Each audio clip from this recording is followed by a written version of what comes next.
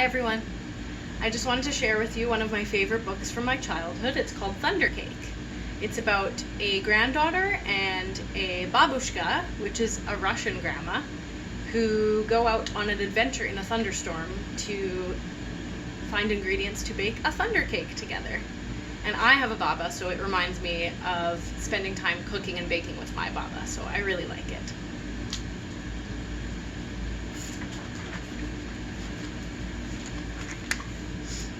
On sultry summer days at my grandma's farm in Michigan, the air gets damp and heavy.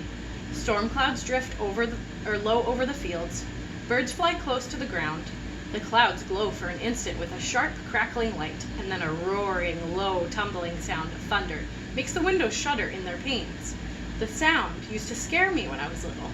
I loved to go to Grandma's house. Babushka, as I used to call my grandma, had come from Russia years before, but I feared Michigan's summer storms. I feared the sound of thunder more than anything. I always hid under the bed when the storm moved near the farmhouse.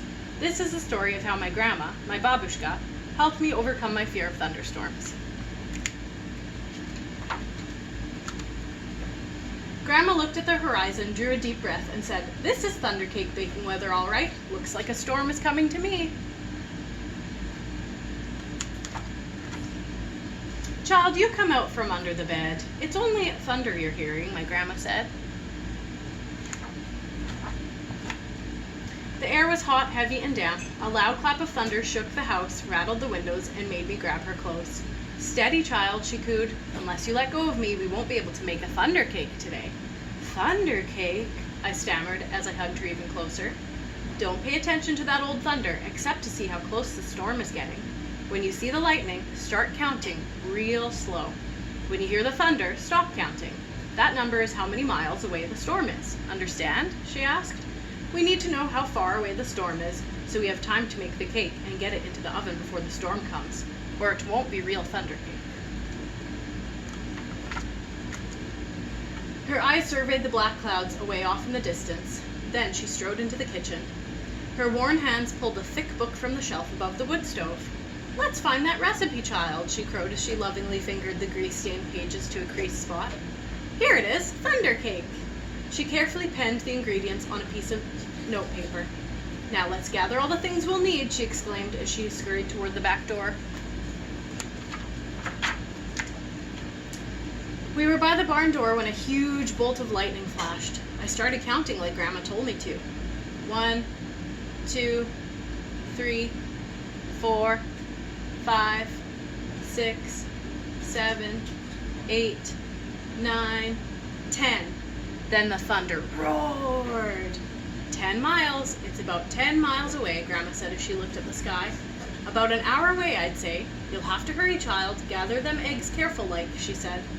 Eggs from mean old Nellie Peckhen. I was scared. I knew she would try to peck me. "I'm here. She won't hurt you. Just get them eggs," Grandma said softly. The lightning flashed again.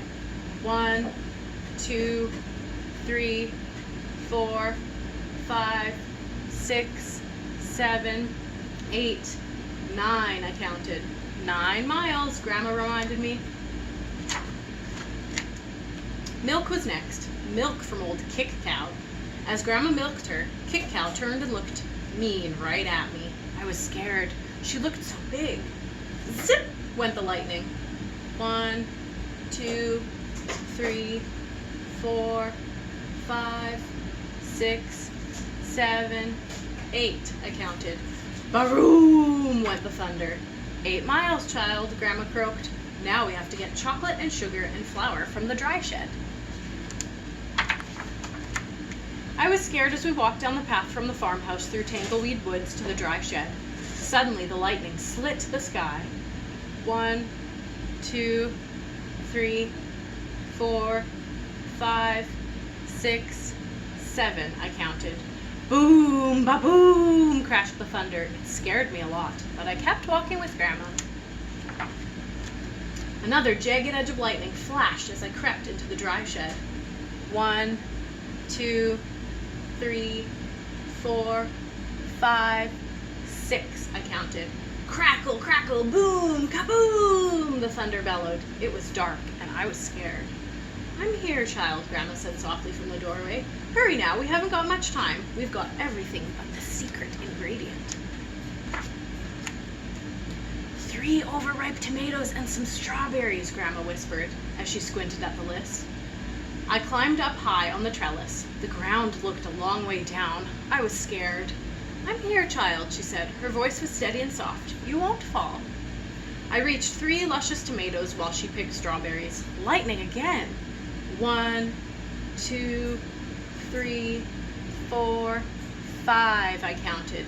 Kabang! Boo-a-room! The thunder growled. We hurried back to the house and the warm kitchen, and we measured the ingredients. I poured them into the mixing bowl while Grandma mixed. I churned butter for the frosting and melted chocolate. Finally, we poured the batter into the cake pans and put them into the oven together. Lightning lit the kitchen. I only counted to 3, and the thunder rumbled and crashed. 3 miles away, Grandma said, and the cake is in the oven. We made it! We'll have a real thunder cake. As we waited for the cake, Grandma looked out the window for a long time. Why, you weren't afraid of thunder. You're too brave, she said as she looked right at me. I'm not brave, Grandma, I said. I was under the bed, remember? But you got out from under it, she answered, and you got eggs from mean old Nellie Peckhen. You got milk from old Kick Cow. You went through Tangleweed Woods to the dry shed. You climbed the trellis in the barnyard. From where I sit, only a very brave person could have done all them things. I thought and thought as the storm rumbled closer. She was right. I was brave. Brave people can't be afraid of a sound, child, she said, as we spread out the tablecloth and set the table. When we were done, we hurried into the kitchen to take the cake out of the oven. After the cake had cooled, we frosted it. Just then the lightning flashed, and this time it lit the whole sky. Even before the last flash had faded, the thunder rolled, boomed, crashed, and ba-boom just above us. The storm was here. Perfect, Grandma cooed, just perfect. She beamed as she added the last strawberry to the glistening chocolate frosting on top of our thunder cake. As rain poured down on her roof, Grandma cut a wedge for each of us. She poured us steaming cups of tea from the samovar. When the thunder roared above us so hard it shook the windows and rattled the dishes in the cupboards, we just smiled and ate our thunder cake.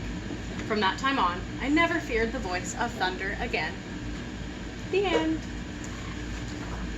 And there's also a recipe for thunder cake right here, if you're interested.